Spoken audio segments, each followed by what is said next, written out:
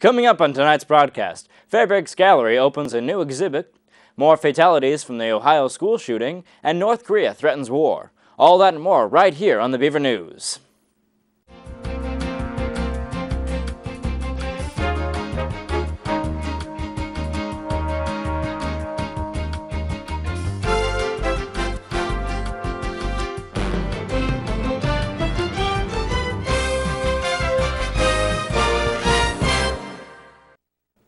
Good evening, happy International Pancake Day, and welcome to your Tuesday night edition of the Beaver News. We're glad to have you with us. I'm Mary Johnson. And I'm Hayden Wilcox.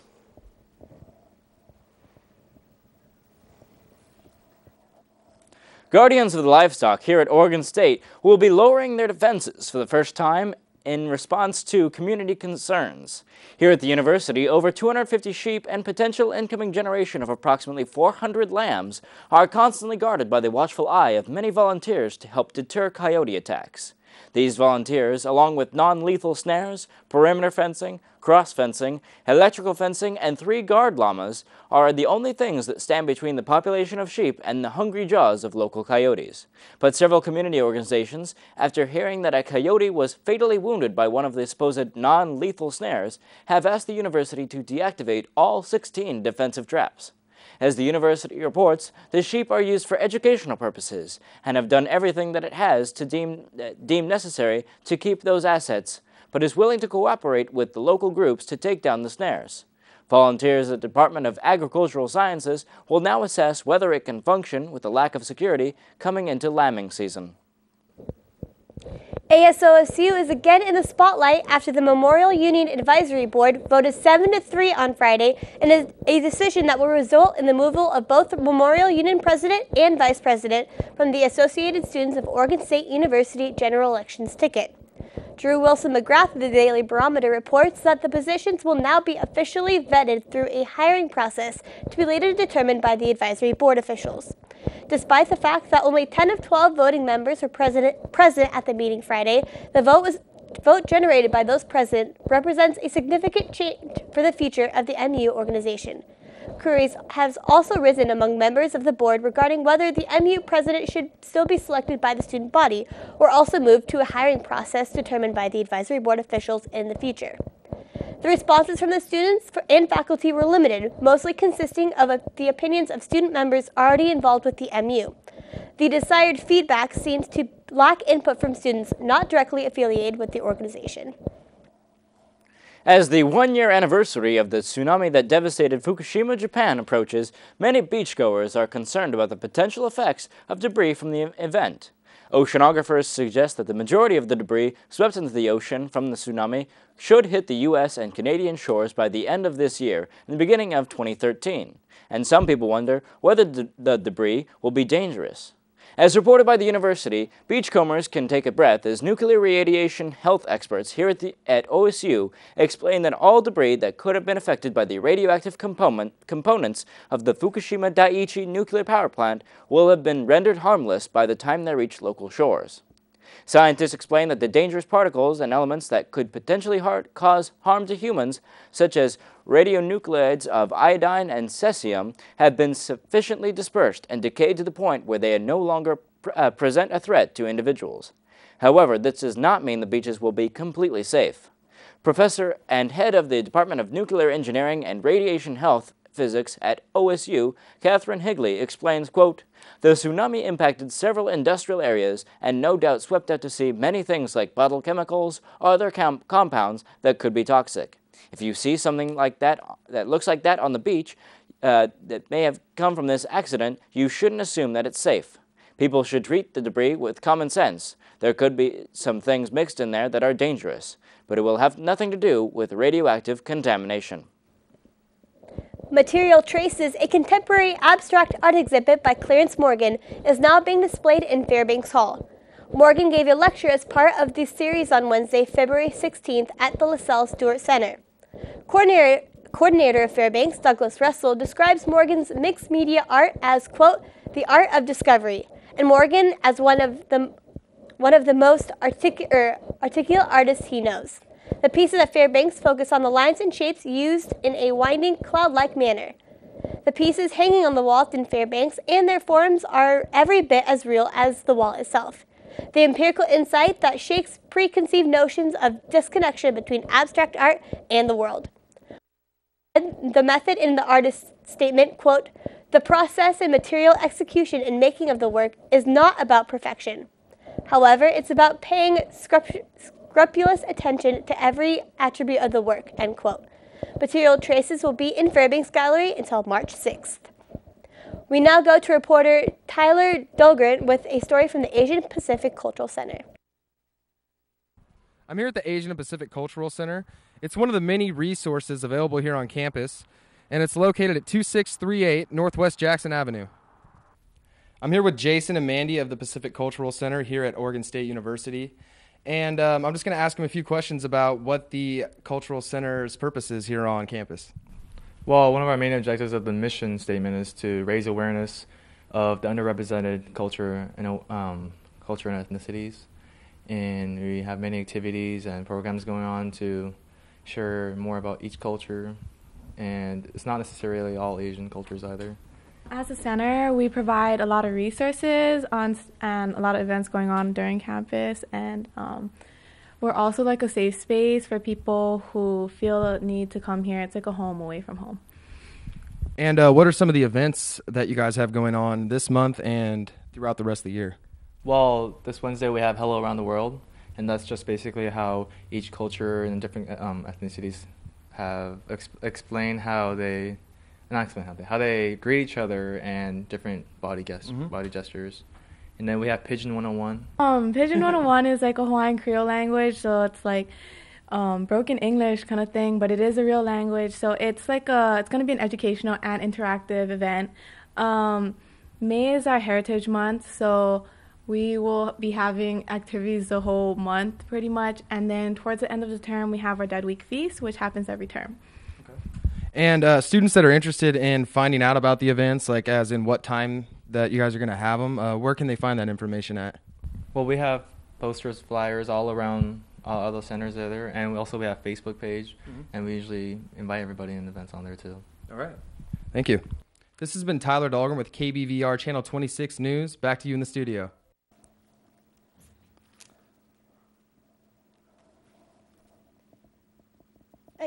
Thanks, Tyler. Scientists here at Oregon State University have made a groundbreaking discovery and have unlocked the secret to obtaining a new source of renewable energy.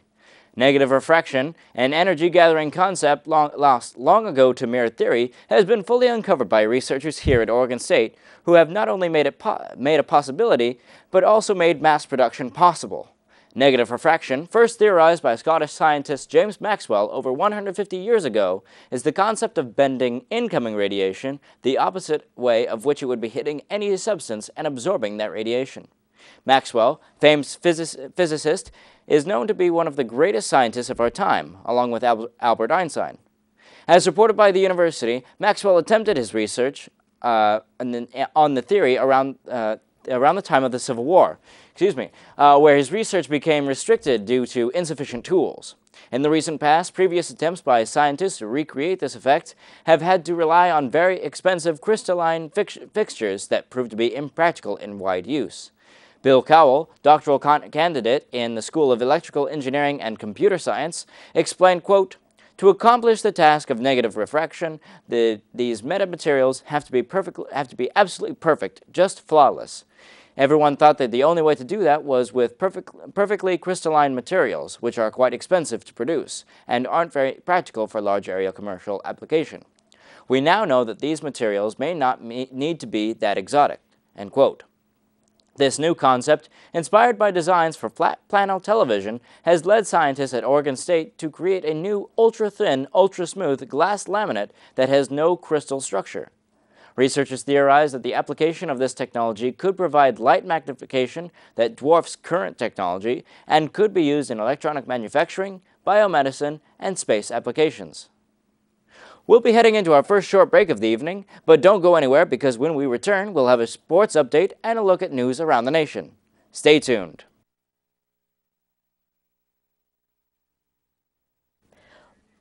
Welcome back to the Beaver News right here on KBVR. For the past 8 years, Oregon State University's forensics team has hosted the Earl Wells Memorial Speakeasy, reports Gwen Shaw of the Daily Barometer. This event was named after a former member of the Department of Research of Speech Communication and Director of Forensics. Last weekend, the tournament featured 14 schools from the Northwest, and over 100 students participated in the international public debate, and over 200 individual event entries. Liberal arts student Jenna Hodgins won 4th Best Speaker in the Open International Public Debate and was a finalist in the Open Persuasive Speaking. And history student Cody Connolly was a finalist in the Novice Impromptu Speaking. Having been on campus for 100 years, the forensics team was one of the oldest on campus.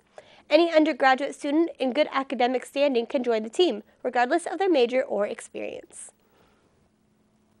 For the third time, the Supreme Court has refused to intervene in what several states are calling a potential ecologic and economic disaster. The danger? A fish invasion. For nearly a century, states such as Michigan, Minnesota, Ohio, Pennsylvania, and Wisconsin have tried to stop the expansion of a particular species of fish, the Asian carp. With the capacity to grow up to 4 feet in length and weigh up to 100 pounds, the Asian carp can out-eat and out-compete its native neighbors, threatening ecosystems wherever it goes. First imported in the 1960s by an Arkansas fish farmer, the species has grown to thrive in its new environment, spreading all the way up to the Mississippi River to the Chicago suburbs, and is now currently dangerously close to invading the Great Lakes.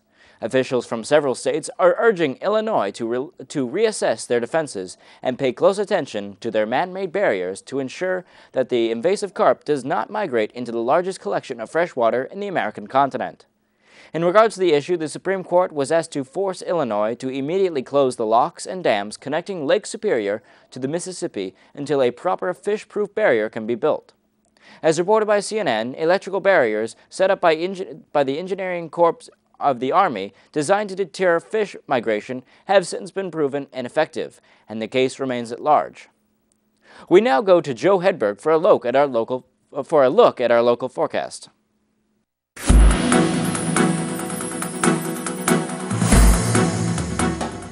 Good evening, Corvallis. Tonight I have your 5-day forecast.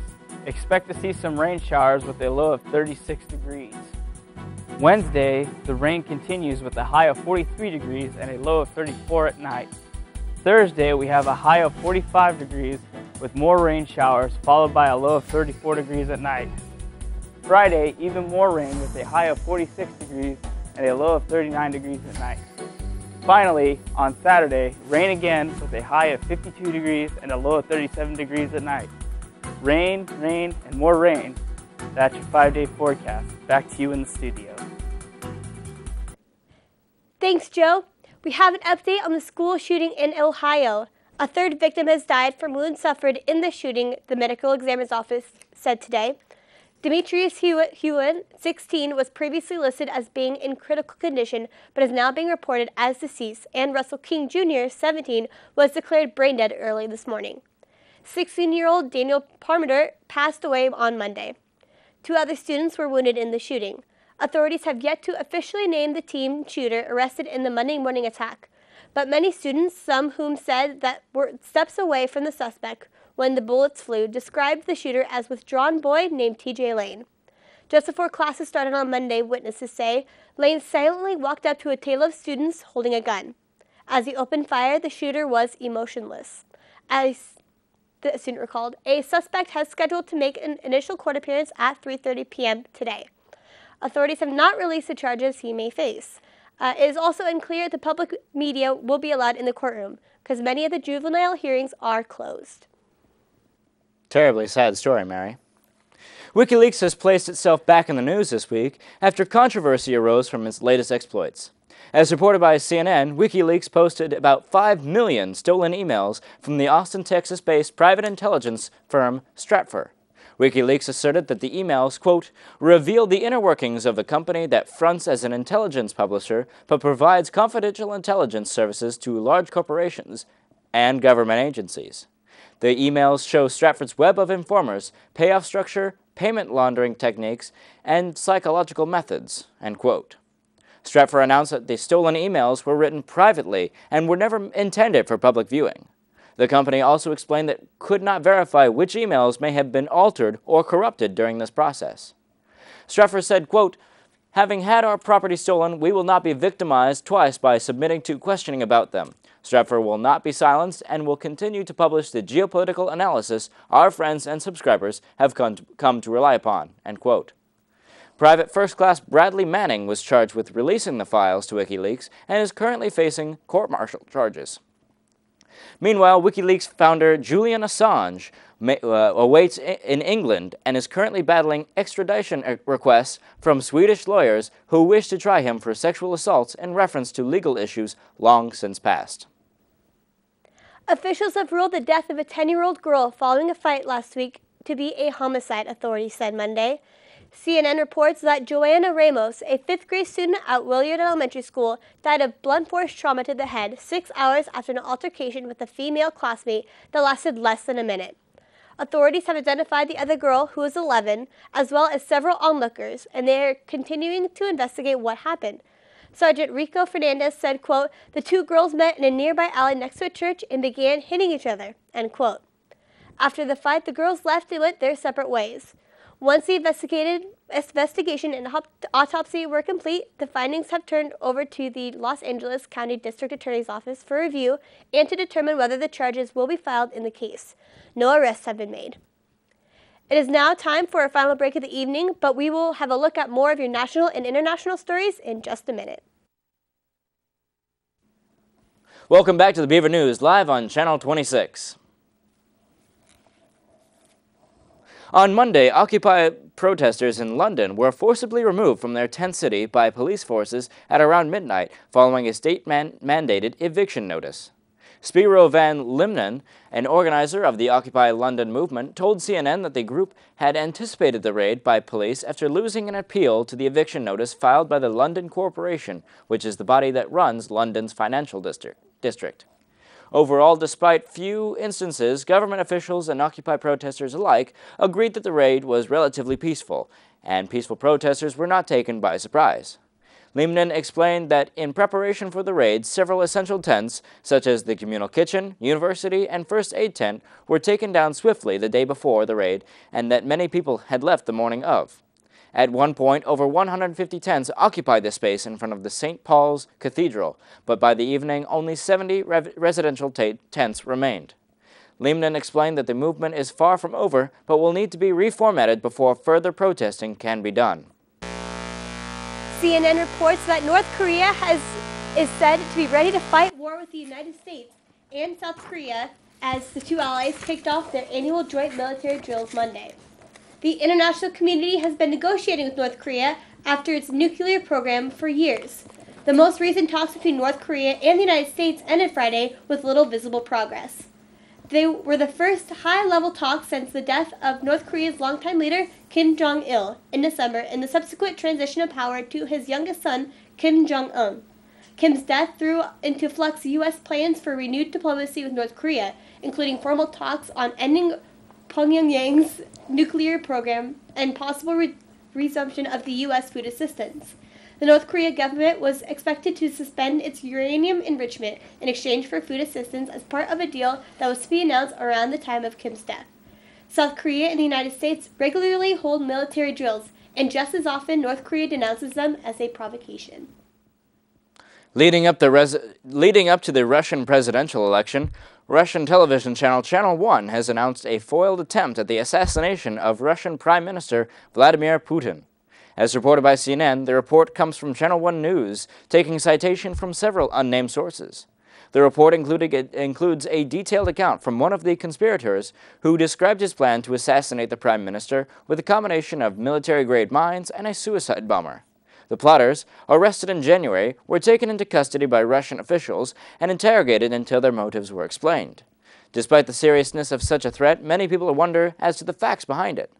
As of yet, CNN itself cannot independently confirm reports behind the plot, and former British ambassador to Moscow, Andrew Wood, makes an interesting point. Quote, there was a similar alleged plot against him the election before last. That's pretty much all you need to know. It's suspiciously convenient." End quote. Some believe that the threat may have been a hoax to drum up sympathy support for Putin during the election time. Oil prices surged over the weekend as UN's nuclear watchdog said Iran has significantly increased its production of higher-grade uranium over the past 6 months and had failed to dispel concerns that it was pursuing economic weapons, reports CNN. Oil prices rose sharply, with Brent crude, the global benchmark, hitting a fresh 9-month high of $125 a barrel. Prices have risen 15% in the past month against the backdrop of growing tensions with Iran and supply disruptions in the other smaller producers such as Sudan, Syria, and Yemen. We now go to Sam Nicholas with a look at sports. Thanks, Mary. The 21st ranked Oregon State baseball team wrapped up its San Diego road trip this Sunday with a 13-5 victory over Kansas State. Junior Danny Hayes chose a good time to hit his first home run of the season, knocking a grand slam out of the park with 2 outs left in the 6th inning to give the Beavers an 11-4 lead. Hayes' grand slam was the first for Oregon State in nearly 3 years. Sophomore Jake Rodriguez and freshman Michael Conforto also added home runs in an impressive display of offensive firepower. Junior pitcher Matt Boyd claimed his second win of the season for the Beavers in relief of freshman Riley Wilkerson. Oregon State now finds itself at 5-3 overall and will next travel to Surprise, Arizona on Thursday for the Coca-Cola Classic. The Beavers will play at 10 a.m. each day through Sunday. You can catch all the action on the Beavers Sports Radio Network. Oregon State softball turned in a dominating performance on Monday as they swept Maine in a doubleheader in Fullerton, California. The Beavers took Game 1 with a score of 4-0 and went on to crush the Black Bears even further with a 13-0 drubbing in Game 2, which was called in just 5 innings. Junior pitcher Marina DeMore continued her late streak of dominating play in Game 1 by going 7 innings and giving up only 3 hits while striking out 4 batters and allowing no runs. DeMore has shut out opponents across her last 16.2 innings and has rocketed to the top of the Pac-12 leaderboards with a minuscule 1.97 ERA. Freshman pitcher Aaron Fikert got the start in Game 2 and made the most of it, allowing only 2 hits in 5 innings and earning her first win as a collegiate athlete. Fikert has pitched 11 innings in her first season at Oregon State and has yet to allow a run. These 2 victories extend Oregon State's record to 13-4 on the season, their best start since 2006. Beavers softball will be back in action on Friday as they return to Fullerton for the DeMarini Invitational. Oregon State men's golf defeated number 4 USC on Monday in the tightly contested morning match of the Del Walker Match Play Championships that was eventually decided by a tiebreaker. The Beavers were unable to follow up on that feat in the afternoon, however, falling to 5th-ranked UCLA and missing a chance at the finals. Instead, Oregon State will play for 3rd place against 9th-ranked California on the Virginia Country Club's par 70, 6,633-yard course. And that's your look at Pac-12 sports. Thanks, Sam. Well, that's all the news we have for you tonight, but be sure to join us tomorrow night at 7 p.m. for more of your local, national, and international stories right here on KBVR Beaver News. Have a good night.